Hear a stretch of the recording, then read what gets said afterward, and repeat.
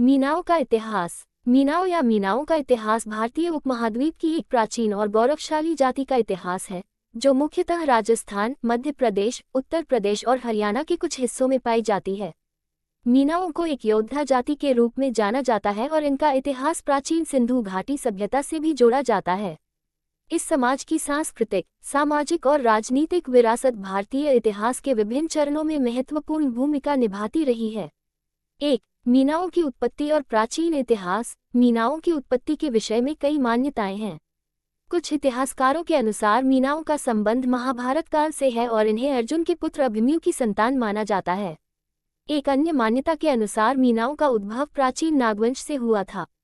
मीना शब्द संस्कृत के मत्स्य शब्द से उत्पन्न माना जाता है, जिसका अर्थ है मछली। यह इस बात का प्रतीक है कि मीनाओं का संबंध जल संस्कृति या जल स्रोतों से रहा है। पौराणिक ग्रंथों के अनुसार राजा मत्स्य, जो कि महाभारत काल में विराटनगर, वर्तमान बयाना और अलवर क्षेत्र का शासक था, उसे मीनाओं का पूर्वज माना जाता है। यही वजह है कि मीनाओं को कभी कभी मत्स्य राजवंशी भी कहा जाता है। 2. मीनाओं की सामाजिक संरचना। मीनाओं की सामाजिक व्यवस्था परंपरागत रूप से सामंतवादी और योद्धा प्रकृति की रही है। इनकी सामाजिक संरचना गोत्र और कुलों के आधार पर विभाजित है। प्रत्येक गोत्र की अपनी कुलदेवी और कुलदेवता होते हैं।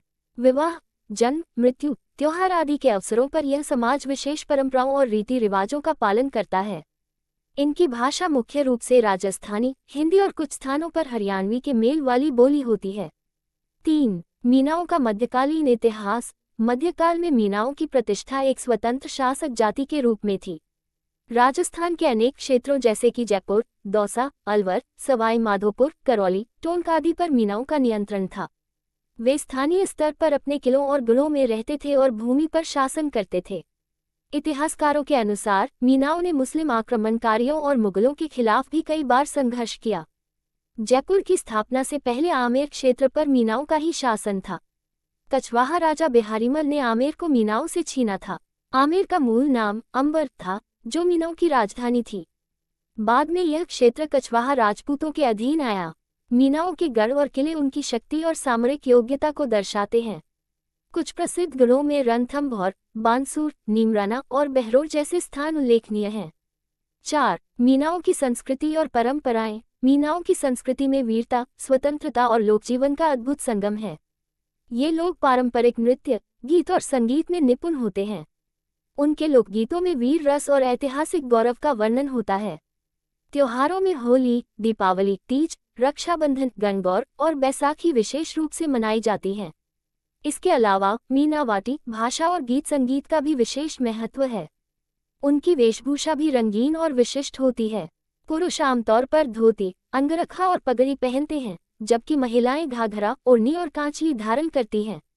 गहनों में नथ, झुमका, कड़ा, बाजूबंद और बिछुए प्रमुख होते हैं। 5. ब्रिटिश काल में मीनाओं की स्थिति। ब्रिटिश शासनकाल में मीनाओं की स्थिति अत्यंत कठिन हो गई थी। ब्रिटिश सरकार ने 1871 में क्रिमिनल ट्राइब्स एक्ट पारित किया, जिसके अंतर्गत मीनाओं को अपराधी जनजाति घोषित कर दिया गया। इस अधिनियम के तहत मीनाओं को अनिवार्य रूप से पुलिस की निगरानी में रखा गया, उनके आवागमन पर प्रतिबंध लगा और सामाजिक बहिष्कार झेलना पड़ा। इस वर्गीकरण का आधार ये था कि कुछ मीनाओं ने ब्रिटिश शासन के विरुद्ध विद्रोह किए थे और स्वतंत्रता के पक्षधर थे। लेकिन इस गलत छवि ने मीनाओं के सामाजिक और आर्थिक जीवन को बुरी तरह प्रभावित किया। वे सरकारी नौकरी, शिक्षा और मुख्यधारा से दूर होते चले गए। 6. स्वतंत्रता संग्राम में मीनाओं की भूमिका। भारत के स्वतंत्रता संग्राम में भी मीनाओं की सक्रिय भागीदारी रही।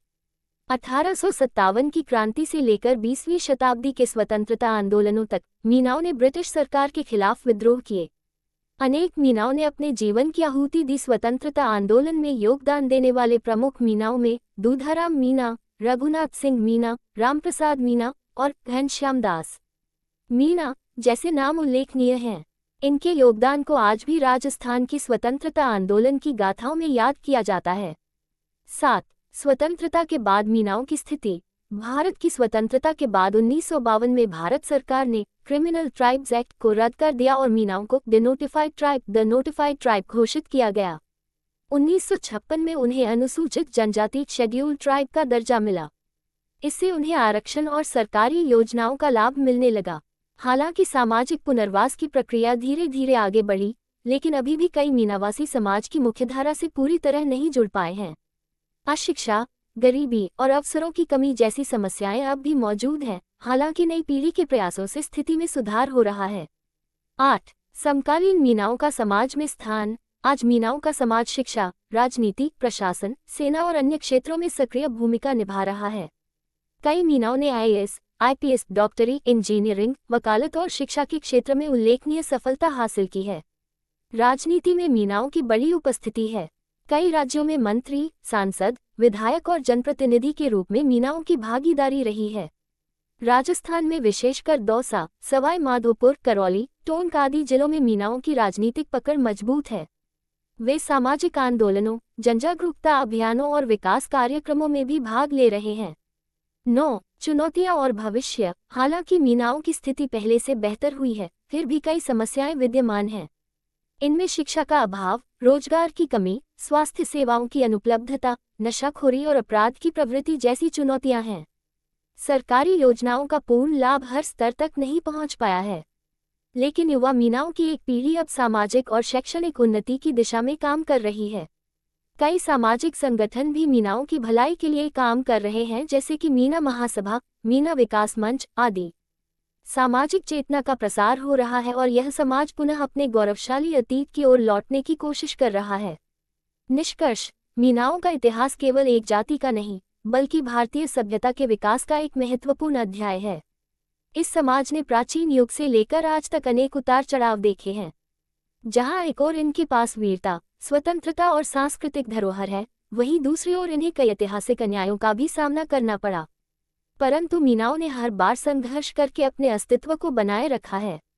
आज आवश्यकता इस बात की है कि मीनाओं की नई पीढ़ी शिक्षा, सामाजिक चेतना और राष्ट्रीय विकास में अग्रणी भूमिका निभाए, ताकि यह समाज न केवल अपने लिए बल्कि पूरे राष्ट्र के लिए प्रेरणा स्रोत